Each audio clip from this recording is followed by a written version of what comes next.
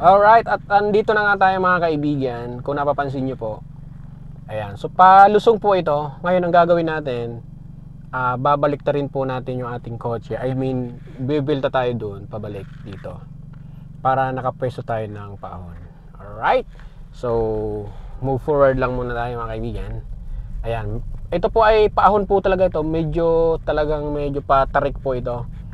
So para mas ma-demo ko po sa inyo ng mas maayos kung ano yung mga footwork. Ang mahalaga lang naman po rito mga kaibigan, yung footwork ng mga paa natin sa pedal. Yun po ang mahalaga dyan, para makaahon po tayo at hindi po tayo mamatayan ng engine. So buelta po tayo. Ayan, buelta lang tayo. Yan. Alright, so ito pong ginagawa kong pagbuelta. Ito po yung tinatawag na 3-point turn. Ayan, so doon po tayo. Ayan, paahon po siya, no? And after this bridge, hinto tayo dyan sa paahon. Yan. So again, this is a tutorial sa mga beginner, sa mga followers natin dito na hirap sa mga gantong driving position. Okay, stop tayo. Ayan. So tandaan nyo, kung paahon at halimbawa na traffic po kayo, stop po kayo, then lagay nyo po sa neutral, then engage ng handbrake. Yan. Okay. So naka-neutral naman, naka-preno naman, naka-handbrake po siya. So pag bumaba po tayo dito, hindi po siya gugulong dahil naka-handbrake po siya. Yan. Okay. So baba tayo para mas makita nyo ang sitwasyon ng kalsada, no? Alright. So ito po mga kaibigan. Yan. Okay. Yan.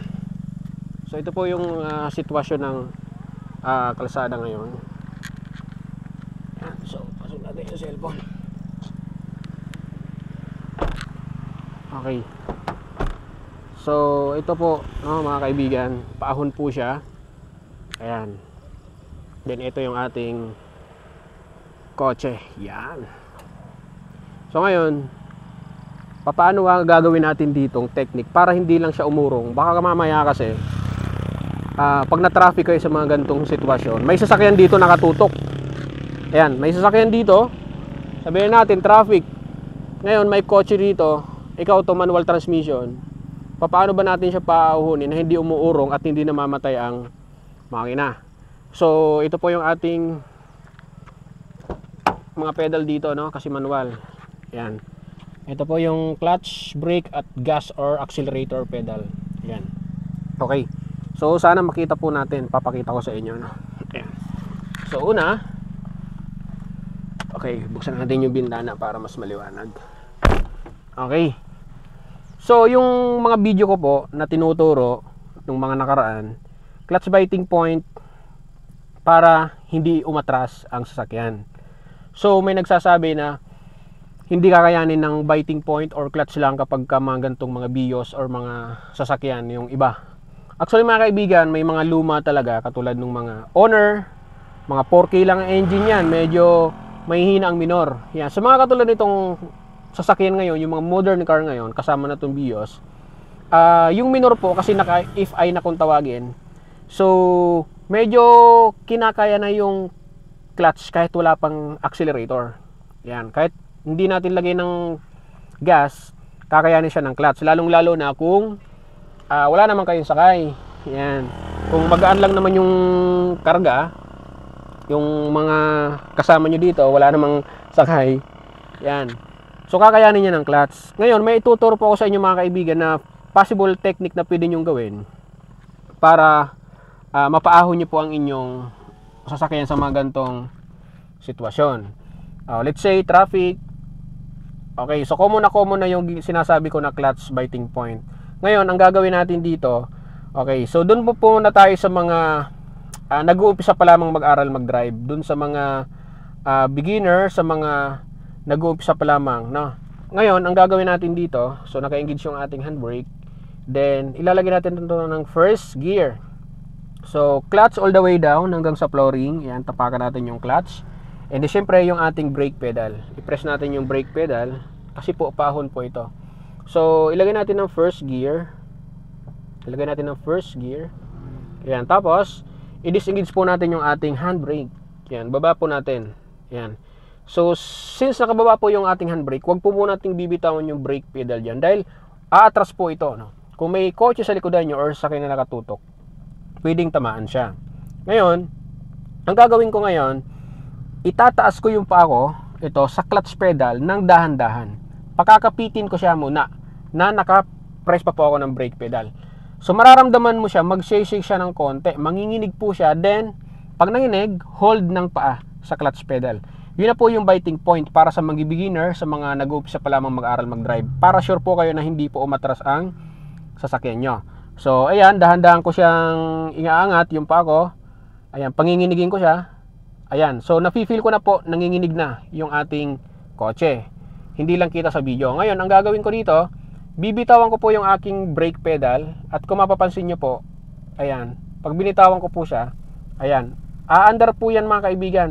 Nang unti-unti, aahon siya, ayan o. Pansinin nyo po, umaabante siya ng dahan-dahan. Yan, kaya po siya dahil wala po akong load, wala pong mga kasakay. Kung sumagaan lang, umaandar po siya ng unti-unti. Pag traffic, pwede yan, ayan o.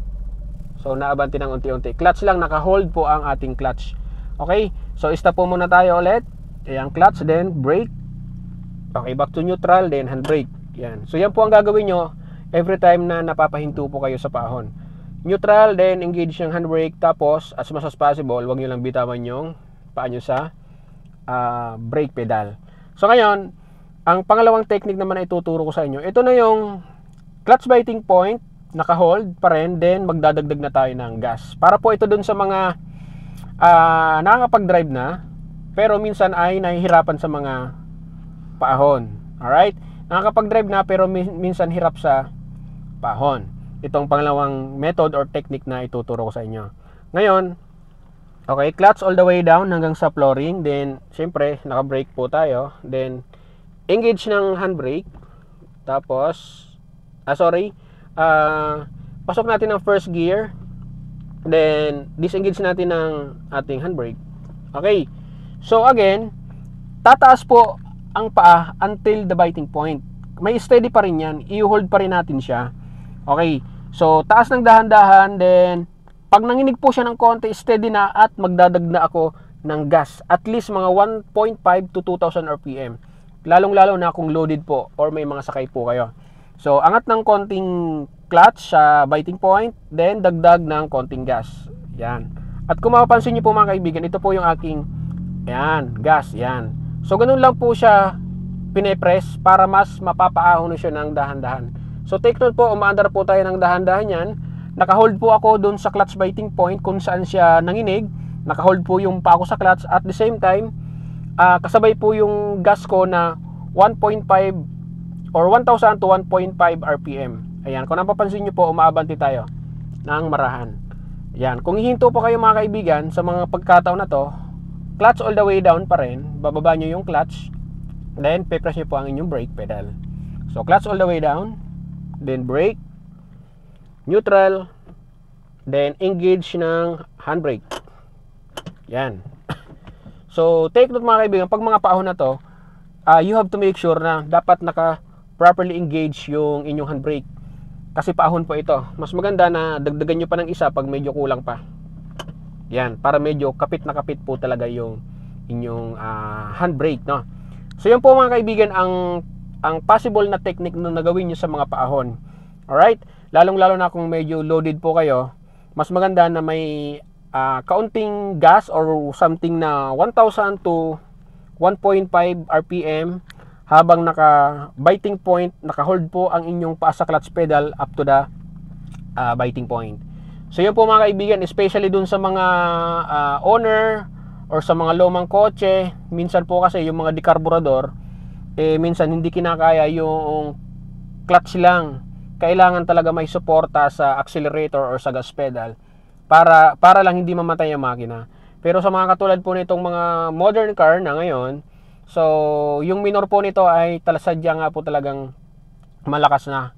Kaya maganda siya sa mga paahon, sa mga traffic na more on clutch lang ang ginagamit. So wag lang po natin siyang sobrahan ng gas na let's say mga 3,000, 4,000 RPM tapos naka-hold kayo or nakababad kayo sa clutch pedal, dahil yan ang possible na masunugan tayo ng clutch, no, sa yung clutch disc natin.